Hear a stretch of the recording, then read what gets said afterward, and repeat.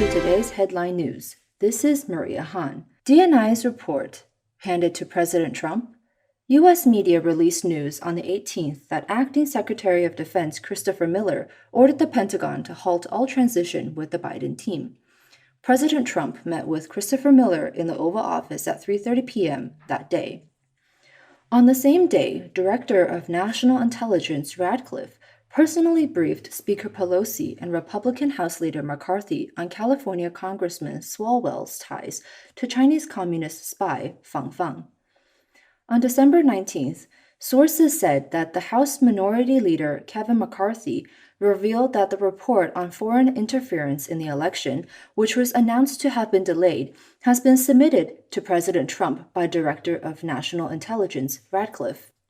Sources also said the report of the military investigation of the Fort Hood incident had been released, which will reveal the damage done by Obama to the U.S. military and that the counterattack is on all fronts.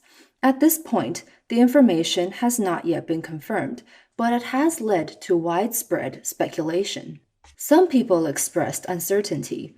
Didn't they say it would be delayed until early January? How come? It looks like the gun is loaded now. Others responded by saying that it was a smoking gun.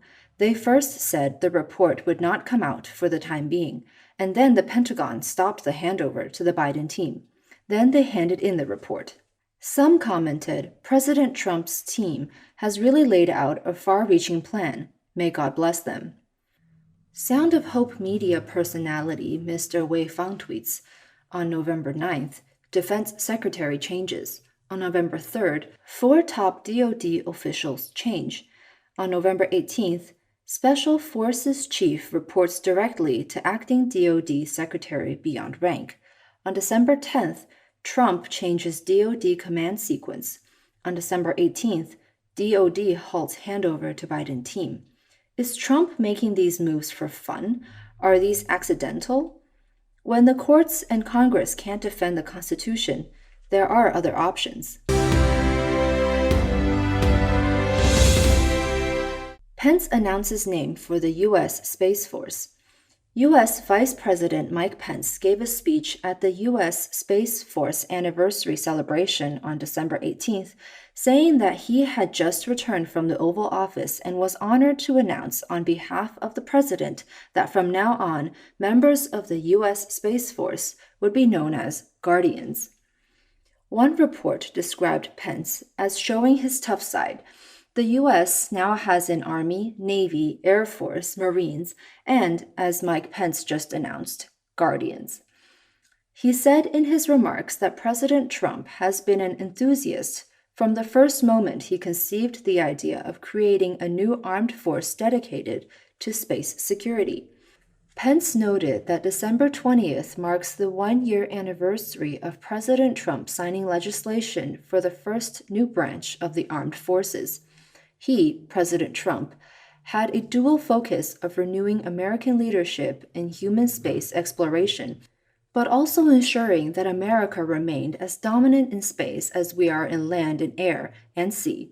And from the first day of this administration, President Trump called for steps to renew American leadership in space. It would be in June of 2018 the president first laid out a vision that called for the creation of a new military service focused solely on threats in and from space. The idea, though, and its conception was not a new one. For more than 50 years, presidents and military leaders had discussed a branch of our military dedicated to ensuring American national security in and from space, but time and again those efforts faltered. But I would submit to you that it is a tribute to the leadership of our Commander-in-Chief, a tribute to the extraordinary military leadership gathered here today, that this time, with bipartisan support, in just 1.5 years, the United States Space Force was born. And since that historic moment, the United States Space Force has only grown stronger by the day, and that means that America has grown more secure by the day, Pence remarked.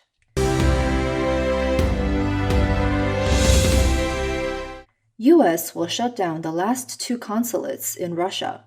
The Trump administration is preparing to close the two remaining U.S. consulates in Russia, leaving the U.S. Embassy in Moscow.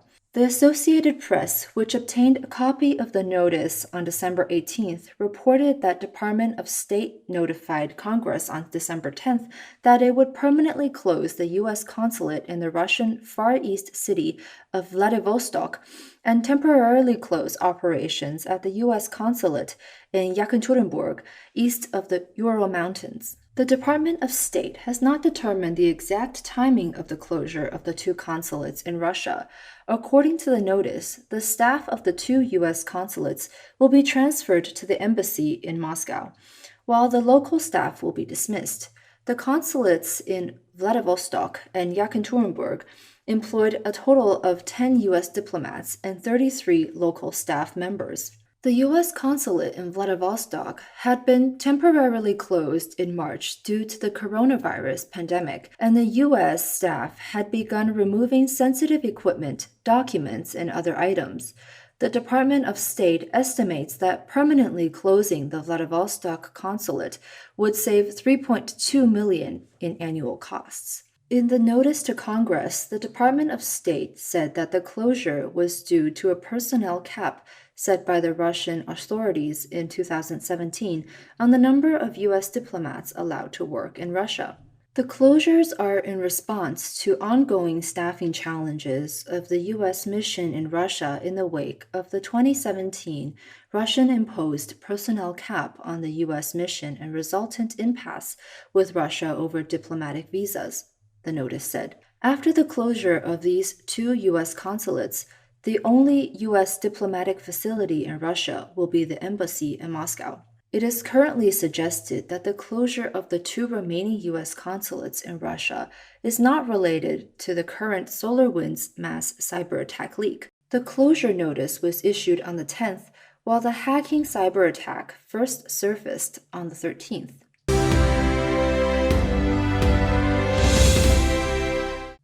Hunter Biden inquiring accountant to estimate his income in prison. The corruption of Joe Biden and his family is a well-known topic in the news.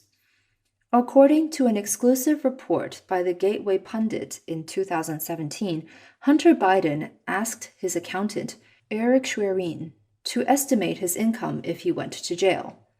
The accountant replied that even if he went to prison, he would still be getting $750,000 a year as a conservative estimate. This means that several years ago, Hunter already knew that he had broken the law and would probably go to prison for it. The article reported that in March 2017, Hunter also asked his accountant for a list of entities in which he had ownership. His accountant provided the following list. It is uncertain what Hunter did to cause his concerns. Hunter and his business partner, Devin Archer, were copied in the email inviting former Vice President Joe Biden to visit Ukraine. The report said, "We don't know how many millions in equity ownership Hunter accumulated while his father was vice president, but we know it's in the millions." While Hunter Biden profited, the American taxpayers paid for it in staggering amounts. The article went on to say that the Biden family pillaged the U.S. and the world when Joe Biden was Obama's vice president. They will do it again if given the chance.